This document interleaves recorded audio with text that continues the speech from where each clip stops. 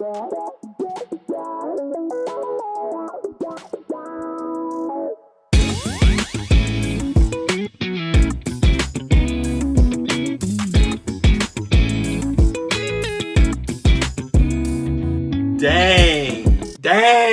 dude, dang.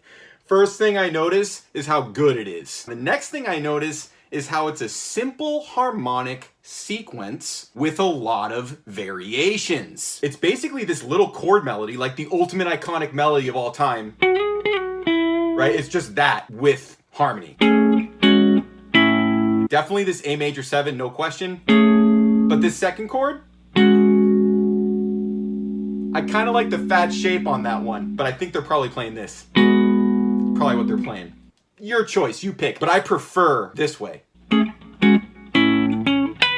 Right, just playing some E major pentatonic, filling up that space. But it's A major, and E major pentatonic just happens to be all the perfect notes of A major, so he's just crossing all of his T's and dotting every single I. Plini, that is. I'm pretty sure he probably wrote that progression. But this is a Tim Henson part, and you can tell it's so Tim Henson. It's so like American blues.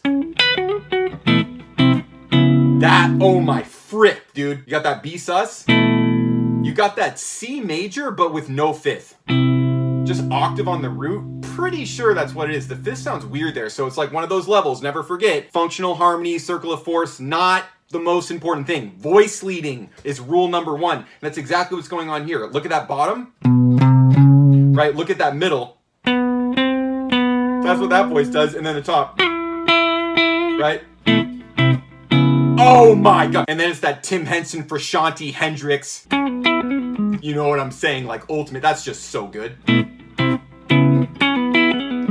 It's that Frusciante Hendrix, dude. That American blues, dude. Like that zeitgeist. Tim Henson reps it harder than anyone, man. And we'll see even with Cory Wong, it's like a different thing. And I don't think Cory Wong is like following the Hendrix, but I definitely think Tim Henson is following the Hendrix. And some of the licks later in this are like, oh, dude, they're painfully perfect. But that first thing I just played, that was all the call, right? That was the macro call. Check out what the macro response is.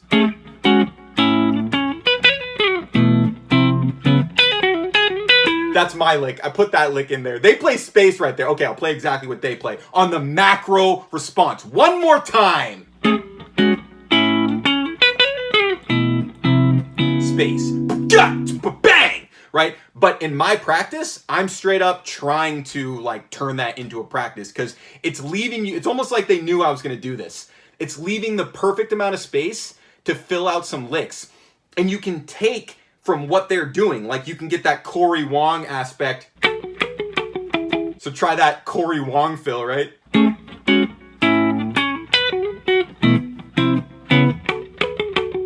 That's super hard, you know what I'm saying? But like, you know what I'm saying, right?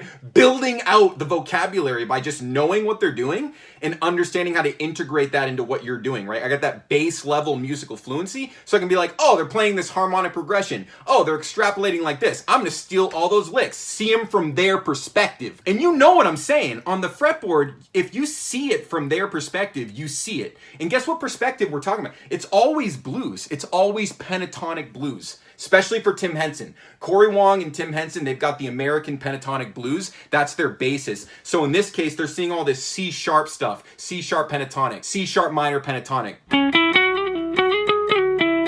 Right, all of those like classic. And then resolving it, of course, to the E major, right? Within the C sharp minor, right?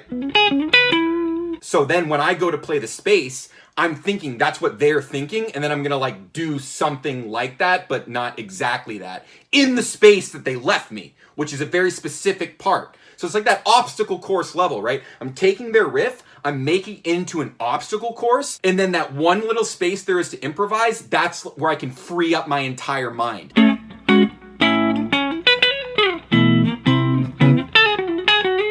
All those kinds of like two easy classics. Right? And then in context. Right? Figuring them out. Look at this one. This kind of stuff, dude. You know what I'm saying? That's actually a dynamite lick right there. That's exactly exactly what Cory Wong and Tim Henson would literally do. They're like, how can I play the fewest amount of notes possible to imply the harmonic rhythm, right? So doubling notes, like that kind of stuff, that's exactly the level they're on. And that blows up your mind, right? When you connect the pentatonics that way, you connect the pentatonics by seeing these kinds of things. And I've talked about this before. This is that Holdsworthian, but like, see that pentatonic, right? It's C sharp minor pentatonic, right? Talking about how they view the fretboard, but then blowing it up, like spinning it with Holdsworthian logic, right? And that's exactly what that is. So you see that connection, but then you see the root in it there, and you see all this now.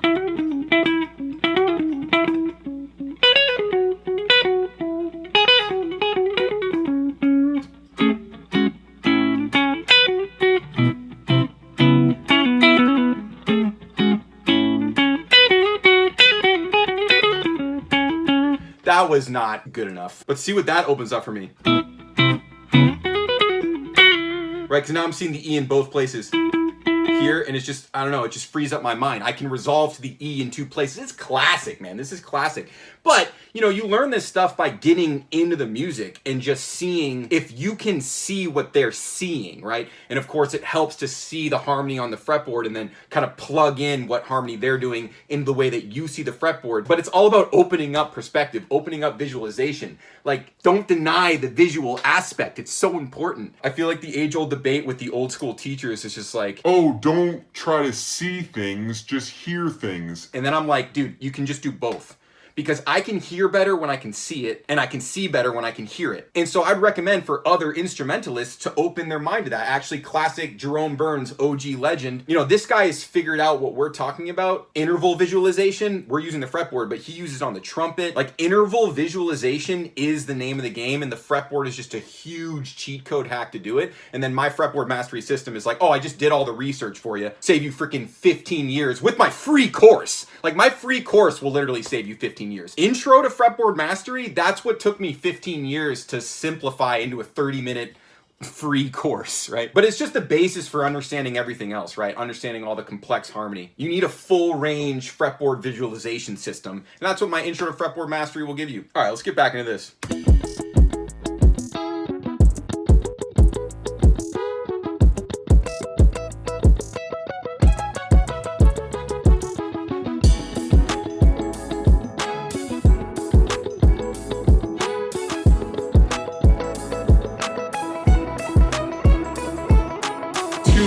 Too good. Okay. That's like deceptive, right? It almost sounds like it's easy. It's almost like, oh, that probably sounds pretty easy. No. I know from experience that's extremely difficult because you got to pick them all down, and very few people are used to playing double stops like that, me included. And I bet Cory Wong was in the woodshed playing that. But playing it slow,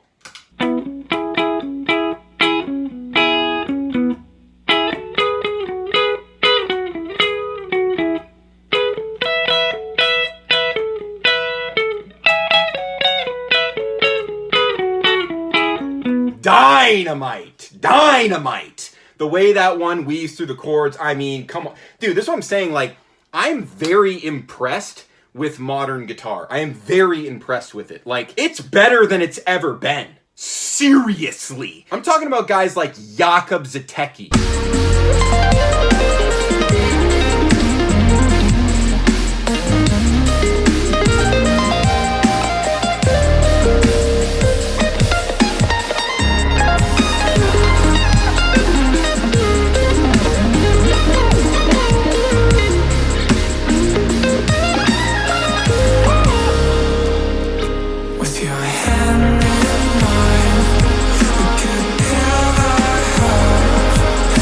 Guy, oh, like, might be the most underrated guitarist, like, of all time. Like, getting into that realm, like, this guy is like supremely goated, and it's so obvious just listening to him. So I'm just saying, like, in general, I'm really impressed with modern guitar. I feel like it just keeps on ripping and roaring. People keep thinking of new stuff, and then still flying the flags of the ancients, like Tim Henson. Like, oh my god, dude, he's so good. Like, that's one thing. Okay, so compare Tim Henson to Jakub Zatecki. So Tim Henson is just playing like the deep soul, like it's so classically iconic, right?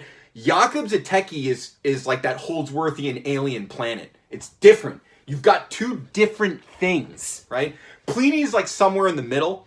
And then obviously Cory Wong is like fully actualized, educated musician, right? Whereas Plini and Tim are like, they're not educated, and that's why they're so sick at what they do and how they play. We call this the dumb intention. We love that dumb intention. Antoine Pellegrin, you know, he thought of the dumb intention.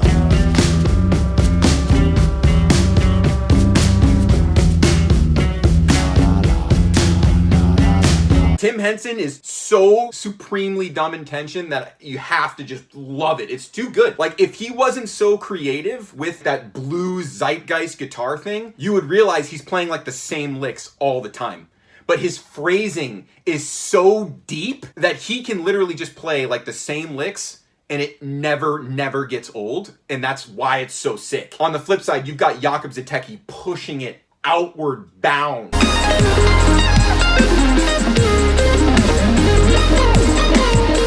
So it's just interesting, but overall, very impressed with the modern guitar. Undeniably impressed. Because listen to what Tim Henson's about to do.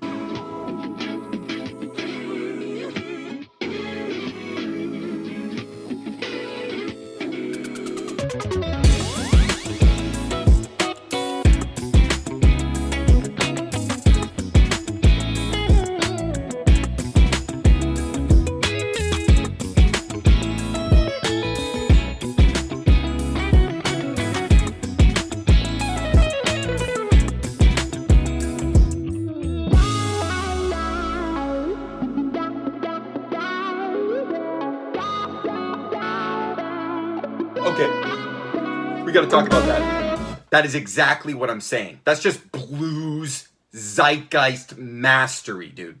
That's a kid who grew up listening to Hendrix and Frusciante, but knew that he could put more spin on it.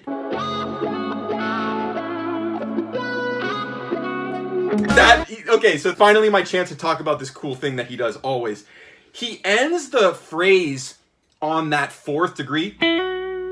It's classically ignorant, but he's not doing it ignorantly.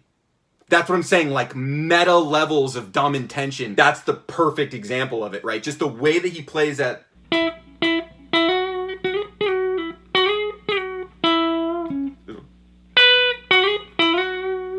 You know what I'm saying? Like, it's just like, he's asking that question again. It's like, I'm not saying I have all the answers. Like, that's what that note is, like.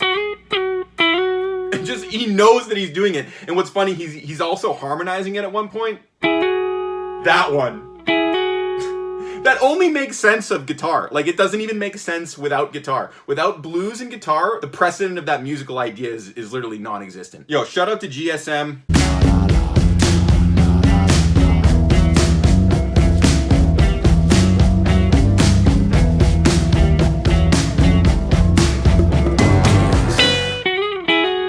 That one, dude. That's that train a-coming. You know what I'm saying, dude.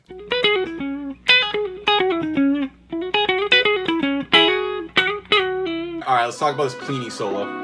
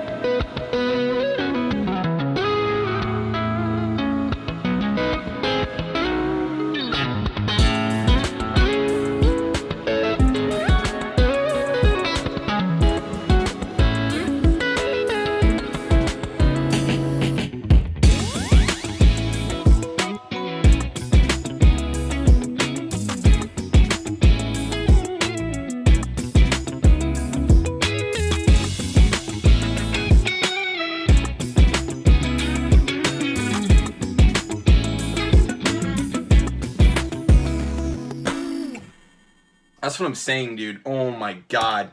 Definitely don't forget that Tim Henson, Wes Montgomery.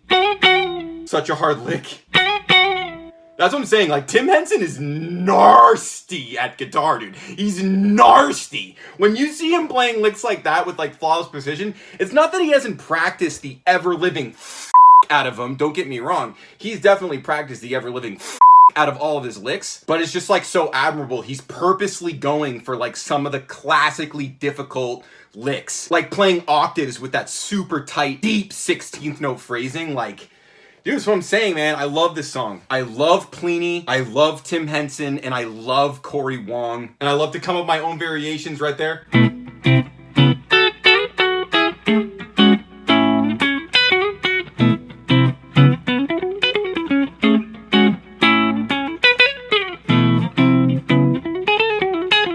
Obviously, that's a beautiful opportunity to make practice really fun and enjoyable, but it requires you to understand what's going on.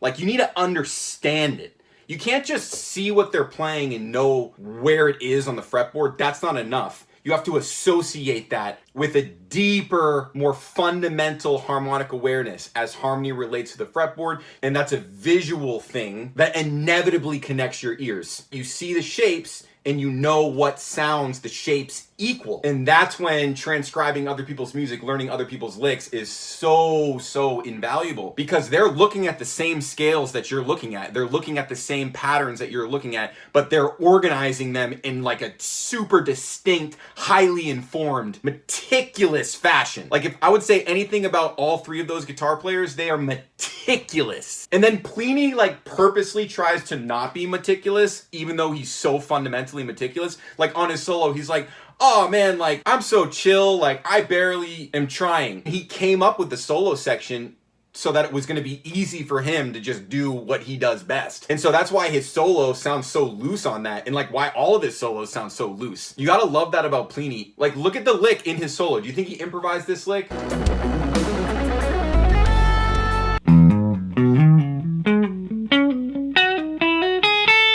Right, that lick, right? And he's playing that, that's the triplet lick, playing that fast as hell. But that's a beautiful moment to understand how he's thinking. It's on this chord, right? He's going from this chord to this chord. And the last note is the first note of this chord, right? So he has this whole 16th note triplet buildup, right?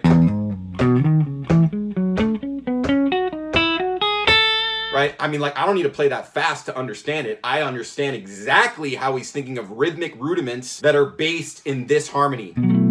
It's all he's doing, right? So for me to practice it, I just want to understand rhythmically what's going on, and that's why I'm tapping my foot. That's a practice thing. I never would tap my foot in performance, ever. But practicing all the freaking time. That's how I lock in everything, even including this.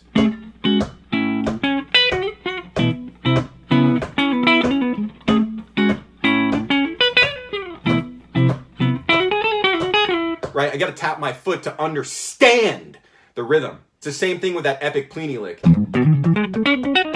The only thing preventing me from playing that with a limitless speed is that I don't have it ingrained in my visualization concept. I don't know the notes well enough. I know the rhythm, I understand the intention, but now I need like 48 hours to fully see it with Plini's eyes. And once I do, then I can play it as fast as I want. So that's all understood with this, understanding it rhythmically, understanding the rhythmic phrasing of a lick like that. And that's gonna happen with your foot tapping, that super deliberate intention.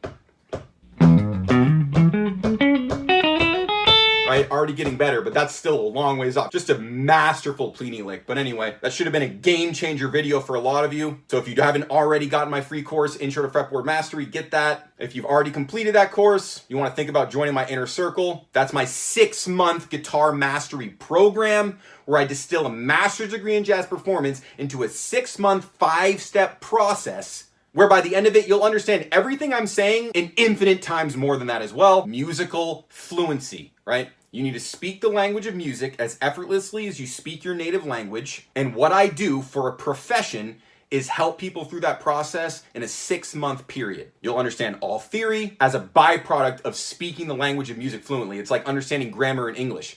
The goal is not to understand grammar, the goal is to speak English, but you'll understand grammar as a byproduct. And you already know if you belong in the program, so join up and I'll see you in there.